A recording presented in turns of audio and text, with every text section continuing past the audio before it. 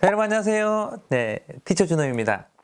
자, 오늘은 여러분들과 비언어에 대한 이야기 일부를 한번 해볼까 해요. 저는 교사의 비언어와 관련된 여러 에피소드에 대한 경험이 있는데 그 중에 하나만 여러분들께 소개해드려도 여러분들이 생활하는 학교에서 그리고 여러분들이 하고자 하는 일에 좀 도움이 되지 않을까 해서 이 주제를 가지고 왔는데요. 자, 여러분들은 학생들 앞에서 어떤 몸으로 서 있나요? 때로는 이렇게 이런 몸으로 있나요? 아니면 이런 몸과 얼굴로 있나요? 아니면 이런 몸인가요? 자, 제가 세 가지의 다른 그 감정 상태를 보여드렸는데 여러분이 학생이라고 하면 교사를 바라보면서 어떤 생각을 할까요? 자, 학생뿐만 아니라 부장 선생님 아니면 동료 교사 아니면 관리자에게 갔었을 때 어떤 특정한 원하는 일이 있다고 가정을 한번 해봐요. 예를 들어서 어떤 예산이 좀 필요합니다. 자, 1번 교장 선생님, 여러분이 교장 선생님이라고 생각을 하고 저를 보는 거예요. 제가 예산이 좀 필요한데요. 제가 제가 필요한 예산이 100만 원인데요. 자, 이게 1번. 자, 2번. 교장 선생님, 제가 반 아이들과 좀 활동하다 보니까 100만 원 정도란 이 예산이 너무나 필요합니다. 왜냐면 학생들에게 필요한 것을 제공하려고 했었을 때 이 정도의 돈을 좀 투자를 해서 함께 하면은 좀 괜찮지 않을까라는 생각이 들었는데요. 교장 선생님, 도와줄 수 있으세요? 자, 여러분들은 이 두 가지가 좀 어떻게 보였나요? 때로는 내가 만드는 비언어가 상대방으로 하여금 더 힘이 주어지고 그리고 결정권자를 내리는 그 위치로 내가 보내주기도 하고 때로는 내가 하는 말과 내 비언어가 동료, 때로는 협력이라는 관계로 들어가게 만들기도 합니다. 자, 사람들과의 관계 속에서 나는 말로 많은 소통을 한다라고 하지만 의외로 집단 상담만해서 선생님들의 고민을 듣다 보면 말 전에 내 얼굴과 내 몸이 상대방으로 하여금 이미 많은 것들을 파악하게 만들고 그리고 관계 속에 상처나 사건을 만들어가는 경우를 보게 됩니다. 겉으로는 미소 짓고 나는 당신 편이야 라고 표정을 만들 수 있지만 두 손은 주먹을 쥐고 있다라든지 말은 사랑한다라고 하지만 얼굴은 무뚝뚝 하다라든지 자 이런 다른 방식의 그런 메시지가 전달된다라는 걸 우리가 돌아보면 학생들하고 상담할 때 그리고 우리 주변에 여러 사람들을 만날 때 조금 더 나를 좀 돌아보지 않을까라고 생각을 합니다. 이와 관련된 에피소드 하나 제가 소개해 드릴까 하는데 제가 썼던 책 가운데서 7번째 책이에요. 그러니까 고개 들어에서 한 장면 제가 좀 소개를 해드리면 제목이 오그라들지 않도록입니다. 워크숍을 진행할 때였다. 교장 선생님 앞에만 서면 원하는 말을 하지 못해 답답하다면서 한 선생님이 심리극을 요청했었다. 나는 그녀가 최근 경험한 일을 통해 관계 패턴을 파악하고자 그녀의 맞은편에 교장 선생님의 대역을 세웠다. 제가 바라보게 했어요. 그러자 잠시 뒤 그 선생님은 두 손이 앞으로 좀 모였고 몸이 살짝 움츠러들었다. 나와 자유롭게 대화하던 때와 달리 표정은 굳어 있었고 고개를 숙였다가 흘낏 교장 선생님 대역을 바라봤다. 어린아이가 어른에게 꾸중을 듣는 주눅 든 모습과 비슷했다. 교장 선생님하고 뭐 이야기도 시작 안 해줬어요. 그리고 교장 선생님을 대신해서 그냥 한 명을 세웠을 뿐인데 눈을 바라보세요 라고 하는 순간에 키도 굉장히 작아지게 보이는 거예요. 자, 뭔가 이유가 있겠죠. 그녀에게 자신이 어떤 모습인지 알 수 있도록 그 모습을 재현해 주었다. 어떻게 하냐면 이 상태를 이제 그 선생님 대신에 다른 사람을 세우고 똑같은 모습으로 보여달라고 하고 그 선생님 밖으로 빼가지고 바깥쪽에서 내가 교장 선생님 앞에서 어떤 모습으로 서 있는지 객관적인 눈으로 바깥쪽에서 나를 조망하도록 보게 하는 거예요. 심리극에서는 이걸 보고 거울 기법이라고 이제 이야기를 하는데요. 자, 이 모습을 재현해서 보여주었다. 했다. 그러자 그녀는 눈물을 주룩 흘렸다. 자신의 몸이 조금 움츠러드는 것은 알고 있었지만 이렇게 위축된 모습일 줄은 몰랐다고 했다. 나는 그녀의 눈물이 잦아들기를 가만히 기다려 주었다.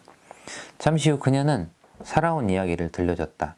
그녀의 아빠는 일찍 돌아가셨고 엄마는 새로 결혼을 하셨다. 가정 형편이 안 좋아서 엄마는 생계를 위해 바깥일에 집중을 했고 그녀는 집안일을 돕는 한편 어린 동생을 돌봤다.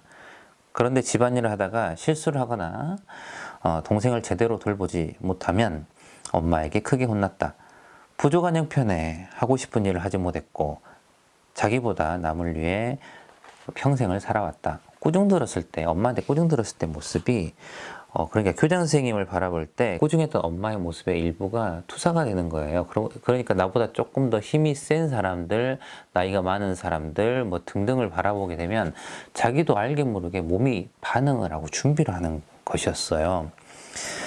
나는 그녀에게 스스로를 잘 위로해주고 안아줘야 오그라든 몸을 펴고 수그라드는 고개를 들 수 있다고 말했다. 과거의 어린 나에게 다가가 안아주고 다독여주세요. 현재 내가 과거를 그때 꾸중 듣고 움츠러든 자신의 모습을 보니까 너무 속상하고 눈물이 나오는 거예요. 그러니까 고생했다고 괜찮다라는 말을 누군가가 해준 적이 없죠. 사실은 이러한 모습이 또 내면 아이의 일종의 한 부분이기도 합니다. 내면 아이는 지금 겉모습은 덩치 큰 아이, 어른의 모습이지만 안에는 상처받았던 그리고 제대로 받지 못했던 그 순간의 아이가 그대로 남아 있어서 스트레스 상황이 되거나 어떤 특정 일이 벌어지면 그때 그 아이의 모습으로 그 상황을 해결하려는 그런 모습들이 보여지기도 하거든요. 상담 과정에서 선생님들에게도 이런 모습이 굉장히 많이 툭툭 나오는 것을 제가 가끔 보기도 했었습니다. 자, 나는 과거의 어린아이, 그러니까 그녀의 어린아이 대역을 세웠다. 그녀는 어린 그녀에게 다가가서 한참을 안아줬다. 눈물을 주룩주룩 흘렸어요. 그리고 그동안 많이 힘들었지, 많이 속상했지, 막 이런 이야기를 해줬습니다. 괜찮아, 이제 괜찮아, 다 지나갔어, 괜찮아. 나는 심리극에 참여한 여러 선생님들에게 비슷한 경험이 있는 분들은 앞으로 나와서 함께 안아줘도 괜찮다라고 이야기했다. 그러자 몇 사람이 천천히 걸어 나오더니 함께 안아주기 시작했다. 조명을 어둡게 하고 잔잔한 음악을 틀어주었다. 얼마 후 그녀는 포옹을 풀고 조금 더 편안한 모습이 되었다. 나는 성장 과정에서 그녀에게 힘이 된 여러 사람들 한번 떠올려 보라고 이야기를 했다. 그리고 그 한 명 한 명을 이제 불러냈어요, 제가. 때로는 뭐 동료 선생님, 때로는 이전에 담임선생님, 누구, 친구. 그럼 이 뒤에 그 사람을 대신해서 대역으로 세우는 거죠. 어깨 위에 손을 딱 올려주겠어요. 그녀에게 두 손을 허리로 보내어 당당한 자세를 만들게 한 다음 등 뒤에 손을 올리고 있는 나에게 소중한 그 모든 사람들의 그 느낌을 느껴보라고 저는 이야기를 했습니다. 교장 선생님에서 움츠리지 않고 말하는 연습을 하도록 했고 움츠러듦의 진짜 원인은 교장이 아니란 사실을 짚어줬다. 자, 이런 과거에 꾸중 들었을 때 오그라든 나도 있지만 때로는 많은 사람들의 지지를 받고 당당한 내 모습이 있다는 것을 기억을 하고 자, 이 뒤에 나를 지지하는 많은 사람들을 붙이고 다시 한번 교장 선생님 만나러 가서 이야기 한번 해보도록 합니다. 그리고 나서 저는 교장 선생님하고 심리극에는 역할 바꾸기란 기법이 있어요. 교장 선생님 위치로 보내놓고 교장 선생님 눈으로 조금 더 당당한 교사인 자신의 모습을 보도록 합니다. 그리고 저는 교장 선생님 역할을 하고 있는 선생님에게 물어보죠. 교장 선생님, 조금 전에 고개 숙인 그 선생님과 달리 지금 조금 더 당당하고 얼굴에 미소가 있고 여유가 있는 이 선생님의 모습 바라보니까 어떠세요? 라고 물어보죠. 그러면 교장 선생님의 눈으로 자신을 바라보면서 당당하고 뭔가 좀 조금 더 도와주고 싶다라는 그런 마음이 듭니다라는 그런 말들을 하죠. 그리고 교장 선생님의 역할로서 한마디 해보라고 해요. 그러면 다시 역할을 바꿔서 그 이제 대역을 통해서 그 말을 듣도록 하죠. 이러면서 생각을 바꾸고 감정을 바꾸고 때로는 너무 숙이거나 너무 낮게 가는 게 아니라 조금 더 당당하고 여유 있게 때로는 또박또박 이야기를 전달하는 게 훨씬 더 도움이 된다라는 것들을 연습을 하고 실제로 저는 학교 가서 그렇게 한번 해보라고 기회를 만들어주죠. 자, 우리는 가끔 자신이 성장 과정 중에 경험한 어떤 일에 짓눌려 현재 관계 속에서 움츠릴 때가 있다. 이때 명심해야 할 것은 절대 내 탓하지 말라고. 그리고 괜찮다고 나를 다독여 줘야 된다.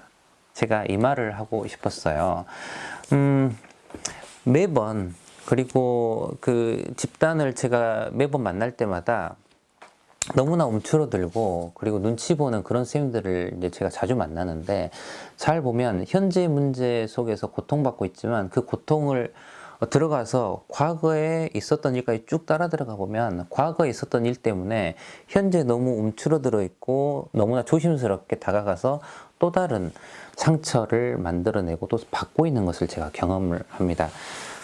그래서 과거의 나를 다독다독하고 때로는 내 모습이 좀 오그라들어 있다라고 느껴진 경우에는 내가 나에게 괜찮아, 몸을 좀 펴도 돼. 너가 있으면 사는 것처럼 저 사람도 있으면 사는 사람이고 너가 조금 더 필요한 부분들을 당당하게 이야기를 하면 앞에 있는 사람들이 무조건 거절하는 게 아니라 너의 이야기를 조금 더 들어줘. 그러니까 고개 들어. 이런 말들을 나에게 조금 더 해주고 어제보다 오늘 조금 더 편안한 몸을 가지고 아이들 앞에 쓰시고 동료 교사들 앞에 그리고 관리자 앞에서도 서보시면 얼마나 좋을까. 제가 이런 응원을 드리려고 영상을 준비했습니다.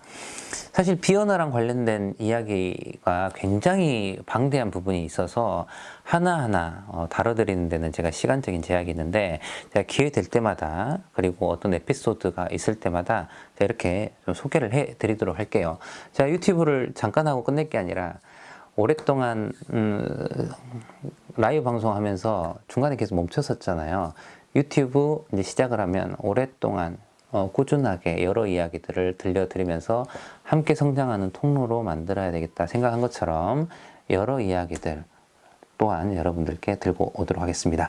자, 아무쪼록 오늘도 힘내시고요. 오늘도 응원하겠습니다. 여러분들 안녕히 계세요.